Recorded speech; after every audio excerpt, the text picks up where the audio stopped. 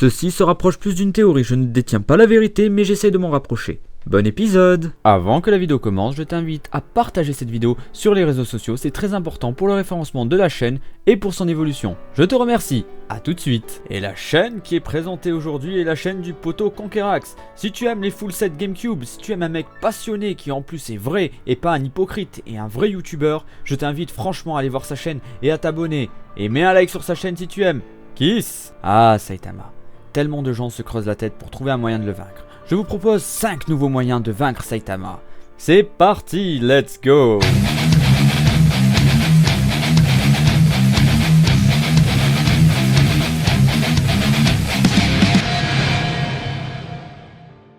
Il y a quelques mois, j'avais sorti une vidéo troll et elle avait bien marché, mais dedans il y avait beaucoup de conneries. Je l'avais fait, j'étais à moitié au schnaps et je me suis dit bon bah pourquoi pas faire une vidéo comme ça vu qu'à l'époque personne ne regardait mes vidéos vraiment.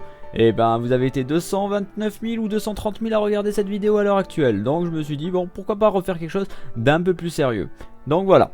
Les parties. Alors j'ai trouvé 5 moyens de vaincre Saitama, même si bon il n'y a pas vraiment de science dedans, mais je me suis dit pourquoi pas étant donné que ce personnage défie les normes scientifiques. Alors je vais jouer l'avocat du diable. Un voyage intersidéral.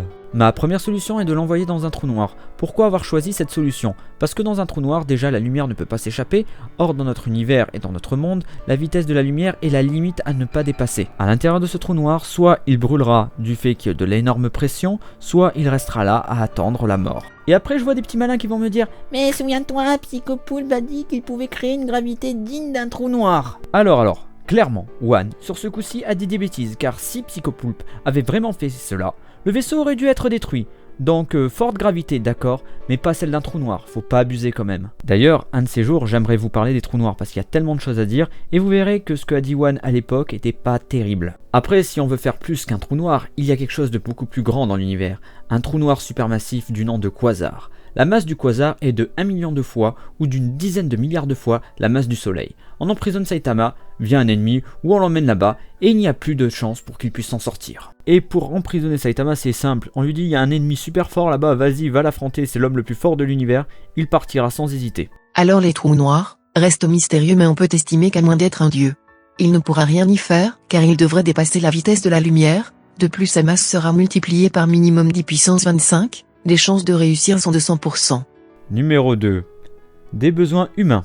Alors, on oublie tout ce qu'on a dit par rapport à l'espace, par rapport au manque d'oxygène, même si Saitama a besoin d'oxygène pour survivre et pour pouvoir bouger ainsi que ses muscles. On oublie aussi le troll de merde que j'ai fait par rapport au fait que quand tu enlèves ton casque dans l'espace, oulala, tu vas avoir la pression qui va te faire sauter de tout, c'était complètement con et je voulais tester les gens pour voir si les gens avaient une certaine connaissance scientifique, mais beaucoup sont tombés dans le panneau, donc c'est un petit peu dommage, mais bon, on en reparlera une prochaine fois bien entendu. Et passons à des besoins primaires, c'est-à-dire se nourrir. Et oui, si Saitama ne peut pas boire ni se nourrir, il va mourir. Donc là ma solution elle est toute simple, c'est le balancer dans un coin où il ne peut pas trouver ni eau ni nourriture.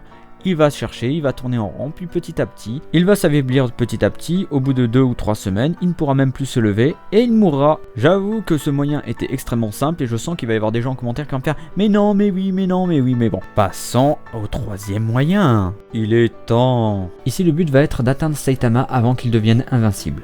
Donc on a plusieurs choix qui sont à notre disposition via les voyages temporels. Et le meilleur moyen de s'attaquer à Saitama, c'est de choisir le stade où il est le plus inoffensif, c'est-à-dire le stade de bébé. Imaginez. La famille Saitama est en train de pique-niquer tranquillement quand soudain... Je pense que je suis allé un peu trop loin ce coup-ci. Ce moyen a un petit souci, car oui, grâce à cela, on va ouvrir une nouvelle timeline. Et là, on n'aura rien fait parce que Saitama sera toujours vivant et en très bonne santé et toujours aussi invincible, donc c'est à double tranchant. Les voyages dans le temps sont du domaine de la théorie, mais si on pouvait éliminer Saitama avant l'acquisition de ses pouvoirs, on pourrait le vaincre. Le souci, c'est que nous aurions peut-être même pas cette discussion.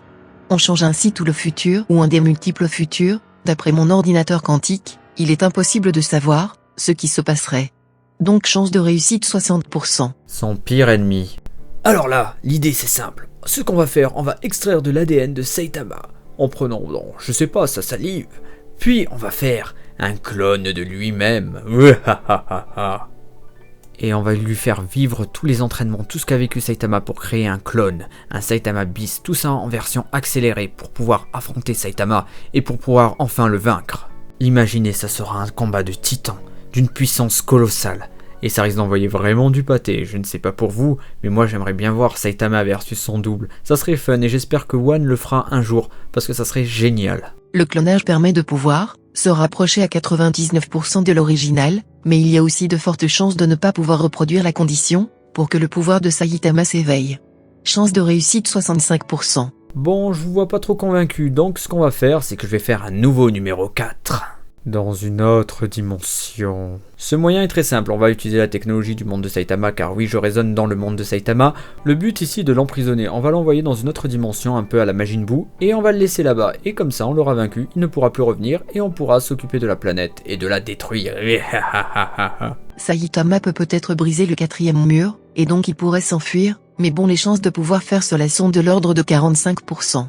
5e et dernier moyen, lui donner ce qu'il veut. Alors là, c'est plutôt le fanboy qui va parler en moi, et la science va partir un peu se coucher. Ouais, fuck la science. Donc là, je vais vous parler de ce que je pense qui pourrait être le mieux pour Saitama, c'est de ouvrir une brèche interdimensionnelle entre les différents mangas, et ainsi affronter des adversaires de choix. Et n'est-ce pas le rêve de tout fan de manga de voir son personnage favori se battre contre d'autres adversaires d'autres mangas ou d'autres comics, et enfin offrir à Saitama un combat qu'il attend depuis belle lurette? Entre Galactus, Deadpool, Kenshiro, Darkseid, Thanos, All Might, Broly et le mythique Goku, ou encore les deux titans Jiren et Superman, y a de quoi faire, n'est-ce pas Tana? J'en pense que Saitama ne peut pour l'instant, au vu de nos connaissances actuelles, à part le faire affronter un ennemi digne de ce nom, on ne pourra rien faire. Saitama défie la logique scientifique. Je vais griller mes microprocesseurs. D'ailleurs, je vous attends en commentaire pour voir votre avis et vos 5 moyens à vous de vaincre Saitama. Attention, les insultes seront en spam. Sinon, dans peu de temps, je tease cet affrontement de titans. J'espère que vous serez nombreux à venir le voir. Cette vidéo est à présent terminée. Je vous remercie de l'avoir regardée jusqu'au bout. Ça n'a pas été simple de faire cette vidéo cette fois-ci, étant donné que je suis en deuil en même temps.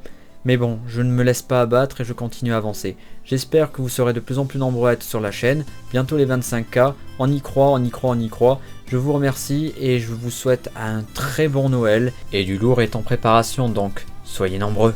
Ciao!